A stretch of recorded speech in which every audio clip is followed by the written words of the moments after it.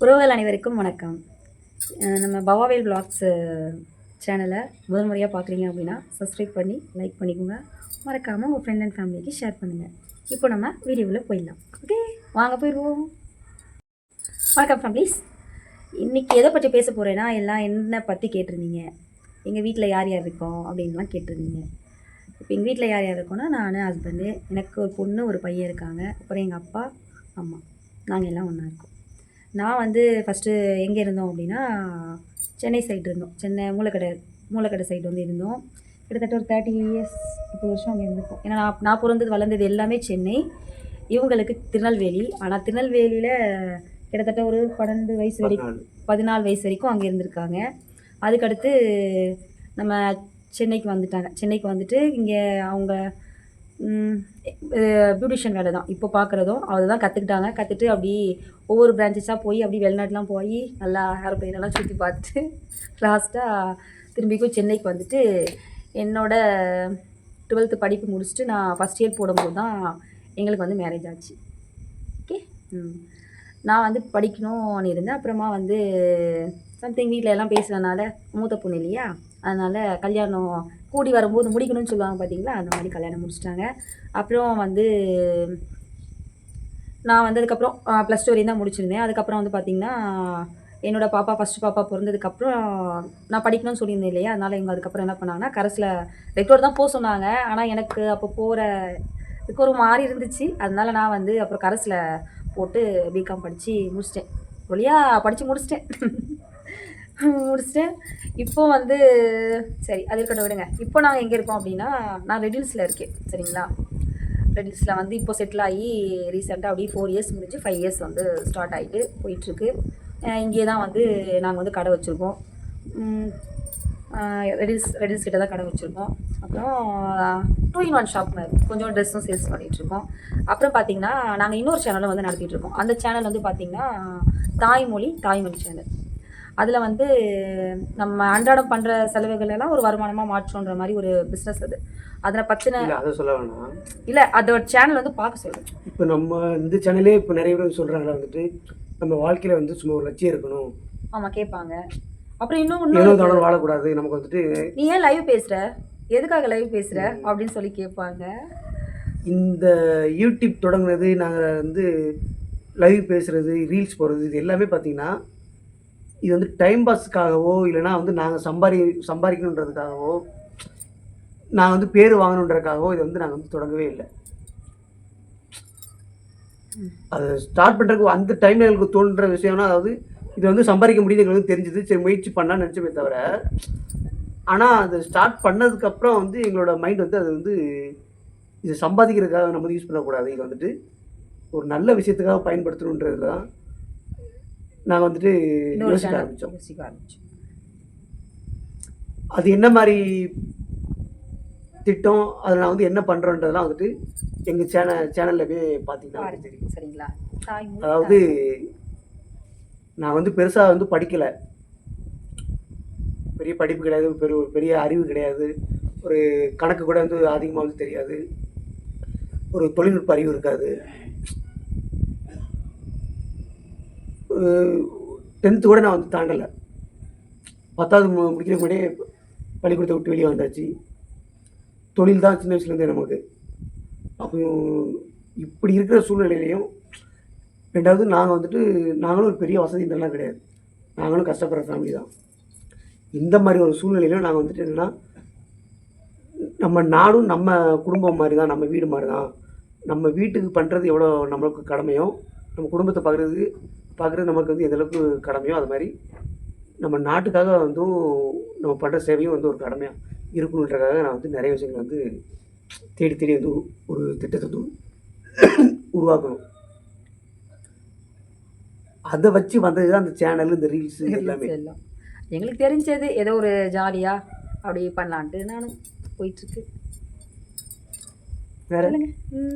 வேற அதான் கேட்குறாங்க, லைவ்ல என்ன இருக்குது, லைவ்லாம் பேசுகிற.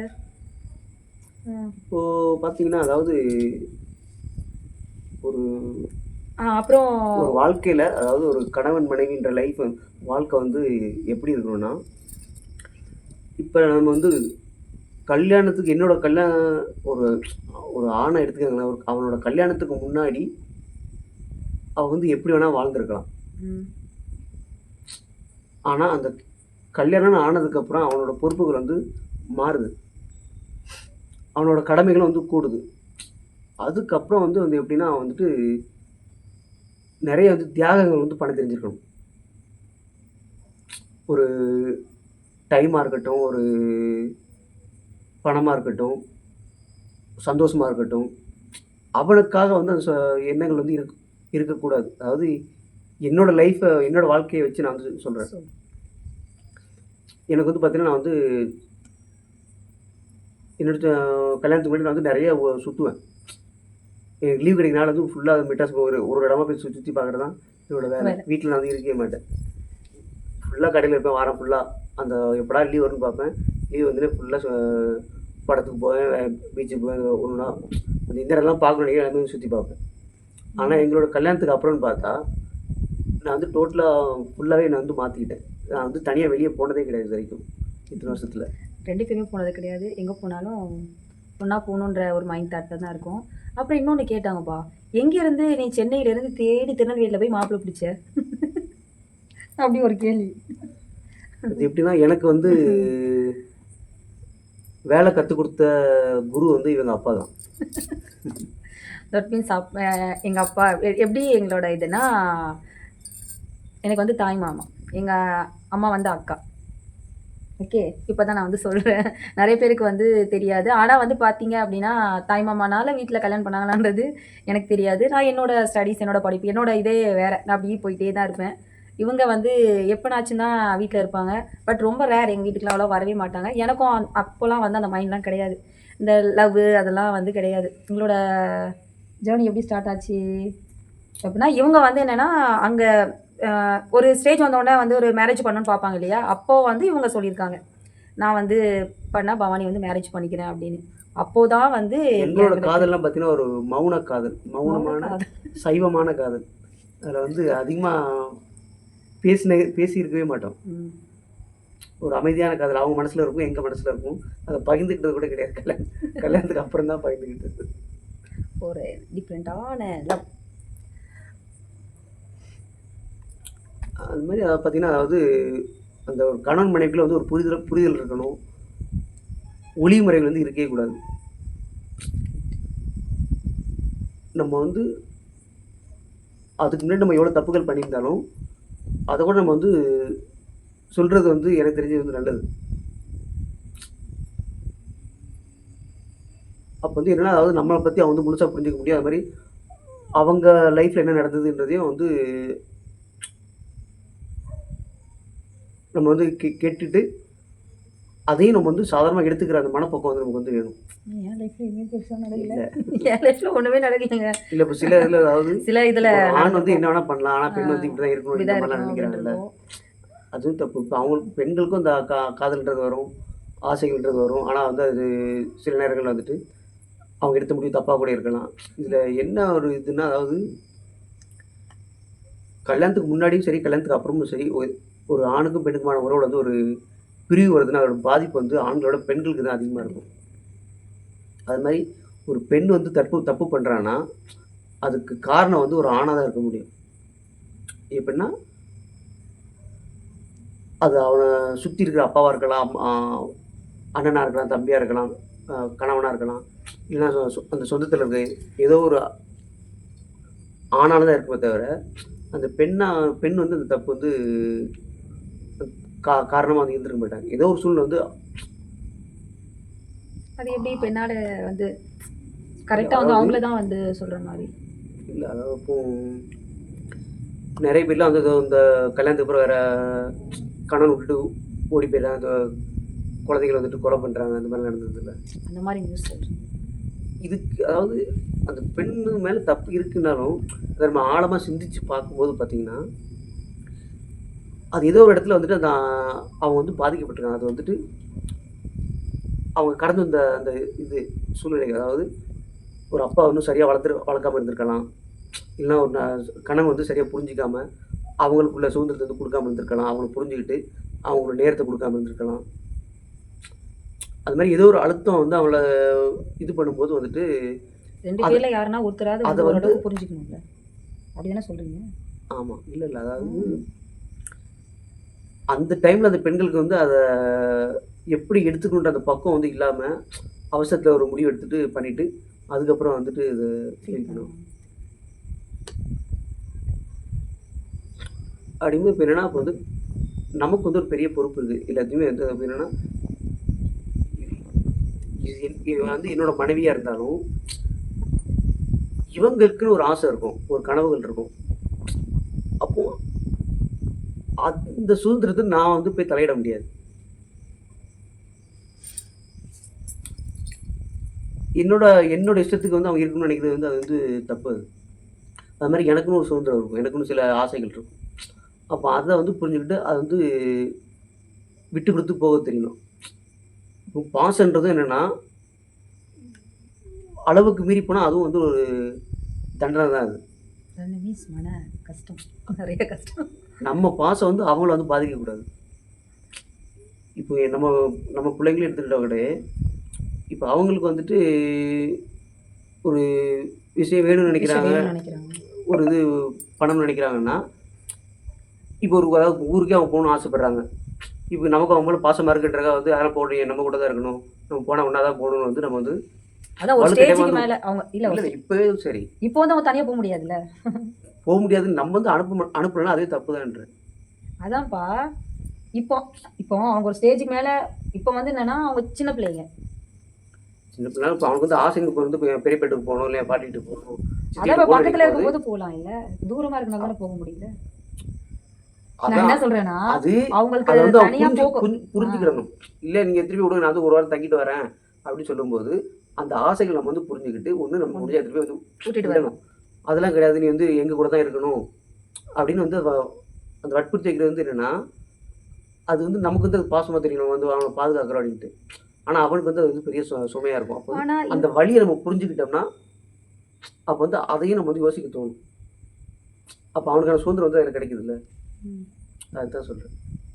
இப்போ வந்து ரீசென்ட்டா வந்து இப்போ பார்த்தேன் அப்படின்னா, அது ஒரு தனிப்பட்ட ஒரு பாசம் அப்படின்னு ஒண்ணு இருக்கு. ஆனா, சில இடத்துல வந்து இப்போ நம்ம பையன் விட்டுர்லாம். ஒரு வாரம் போய் தங்கிட்டு வா அப்படின்னு சொல்லி விட்டுறணும். இதே வந்து இப்போ நம்ம பாப்பா விட முடியுமா? அது போற இடம் இருக்குதுல்ல. ம். 2வது நம்ம பொண்ணு நடந்துக்கிற பக்குவம் இருக்குது.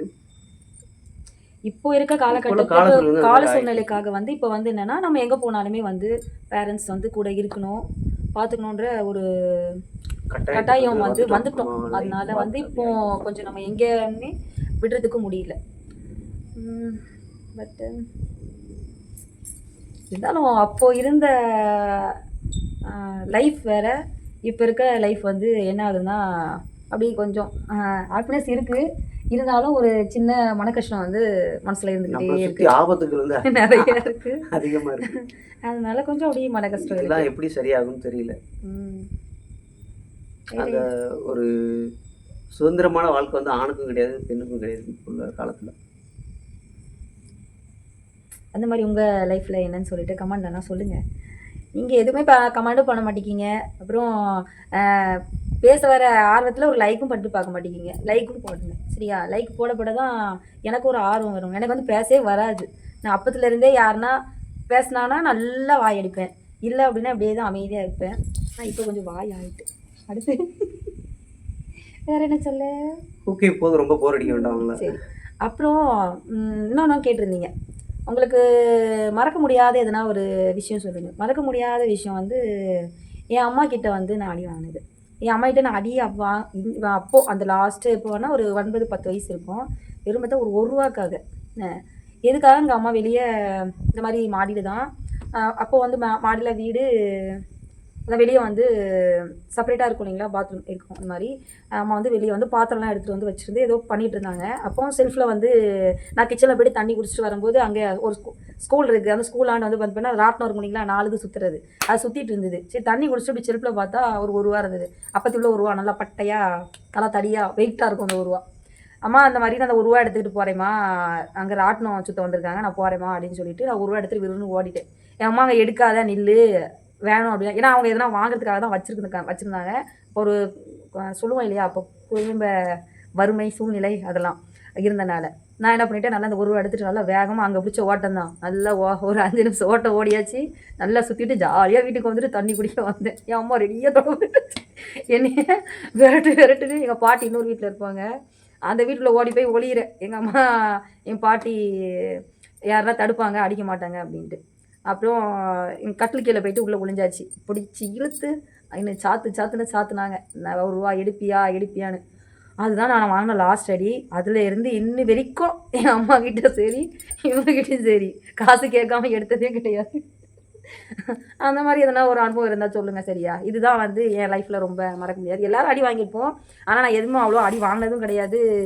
இல்லை, அம்மா எதுவுமே வாயில் சொல்லி தான் வந்து வாயில் தான் சொல்லுவாங்க. ரொம்ப அப்பாவும் சரி அம்மாவும் சரி அடிக்கலாம் மாட்டாங்க, வாயில் தான் எதுனாலும் சொல்லுவாங்க. அந்த மாதிரி கொஞ்சம் அடி வாங்காத பிள்ளைனா. இவங்களை கேட்போமா, நீங்கள் சொல்லுங்கள். என் லைஃப்பில் நான் வாங்காத அடியே கிடையாது, எல்லாருக்கிட்டையும் அடி வாங்கியிருக்கு. நல்லது. சரி, அந்த மாதிரி உங்களுக்கு எதுனா மறக்க முடியாதது இருந்தால் கண்டிப்பாக சொல்லி என் கூட பகிர்ந்துக்கோங்க சரிங்களா. இதுதான் என்னோட இது. வேறு எதுனா கொஸ்டின்ஸ் இருந்தால் கேளுங்க, நான் வந்து ஆன்சர் பண்ணுறேன். ஓகேவா? சரி, பாய் பாய். நான் நெக்ஸ்ட் வீடியோவில் உங்களை சந்திக்கிறேன். மறக்காமல் என் வீடியோ பார்க்குறவங்க சப்ஸ்கிரைப் பண்ணி எனக்கு சப்போர்ட் பண்ணுங்கள். அந்த சேனலுக்கும் மறக்காமல் சப்ஸ்கிரைப் பண்ணிடுங்க. ஓகே, பாய் சொல்லுங்கள். இவ்வளோ நேரம் பொறுமையாக வீடியோ பார்த்த அனைவருக்கும் நன்றி. பாய் சொல்லுங்கள் சார். அதுக்குள்ளே தூங்கிட்டீங்களா? நன்றி. பாய் பாய்.